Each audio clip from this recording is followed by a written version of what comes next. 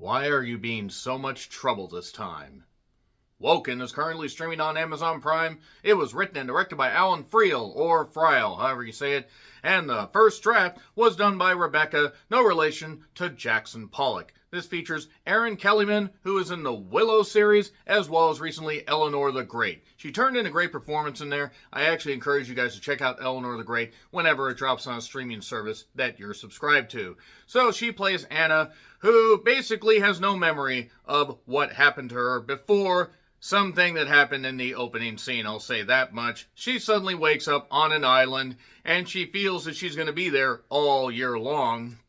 She sees a few people are trying to help her remember.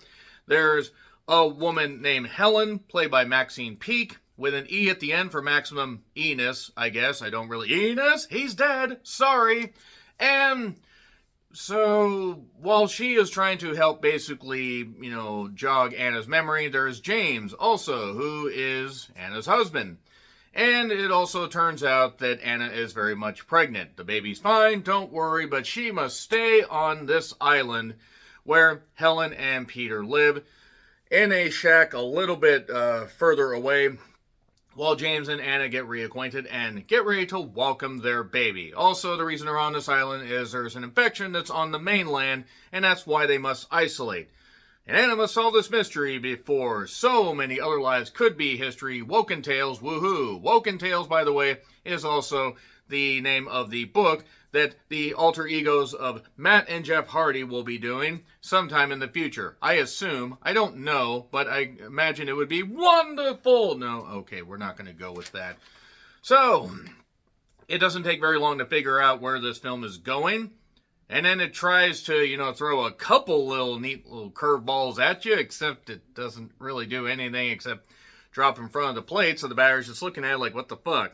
That was supposed to at least reach the plate. You don't even have enough strength to get the goddamn ball over the plate, do you, Woken?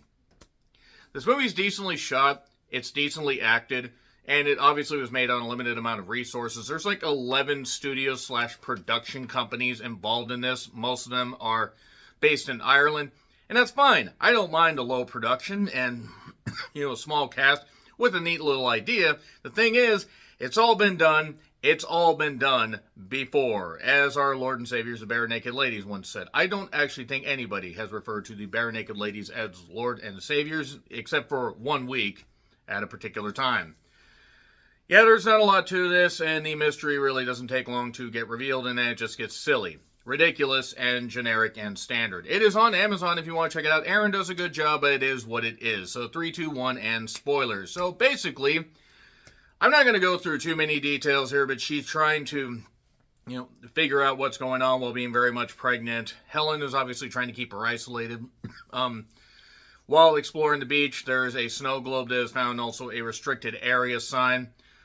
A little bit, later in the movie, some, weird people show up on one of those, duck paddle boats things, and they have weird stuff sticking out of their face. It turns out they have an infection of some variety.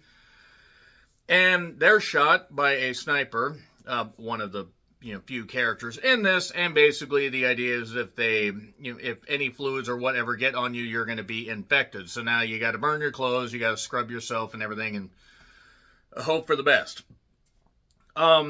Some military people show up, worried that she might be infected. She's not. The baby's fine.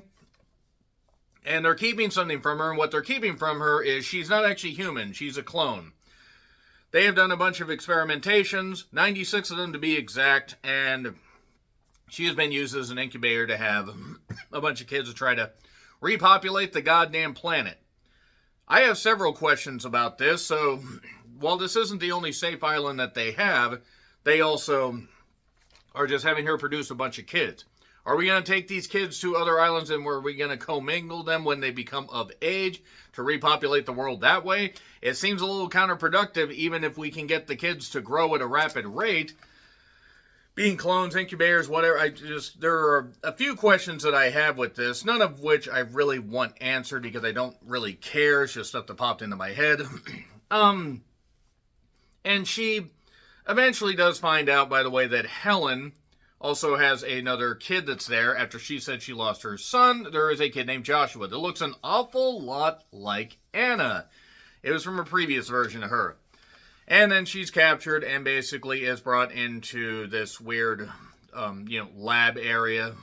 Turns out that James, Helen, and Peter have all been lying. Peter then ends up getting shot because he's trying to do experiments to Anna.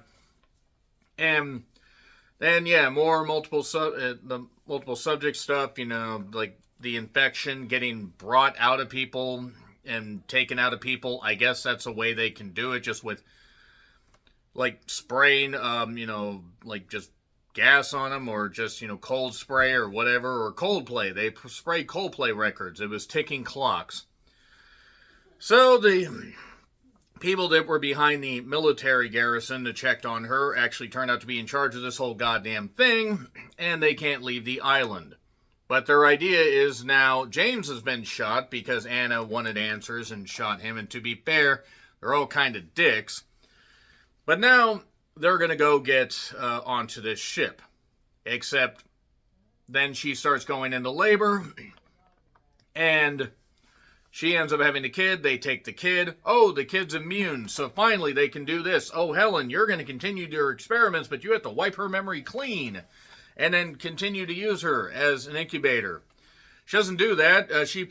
Helen, by the way, picks up one of the many, many guns that are just lying around in this place like it's a goddamn, weird Resident Evil knockoff. They end up shooting some soldiers. They get some soldiers in the chamber that they just end up, basically choking out with all this spray. Well, James got shot. Joshua got shot, by the way. The kid got shot at one point. This stuff's just jumbling around. I don't really fucking care. But James got shot too. And then the main doctor, got shot. And then they burn Joshua. Tree, big game hunter. And then they go to another safe island because there's talks about the North being a little bit safer, I guess. Because the South shall rise again. Yeehaw! That's it. They just end up taking the baby. They end up taking one of the Anna clones and going off and doing that. There's not much to this. I mean, I'm sorry if there were, pieces of minutia that anybody from the film wanted me to dive into. It's, again, not that it's badly made, but it's just very boring. Very boring, very dull, and ends up having a conclusion that was so goddamn obvious. I'm like, all right, yeah, I assume that's where we were going. But predictability just breeds contempt. Maybe not even contempt. Just blasé. That's about it.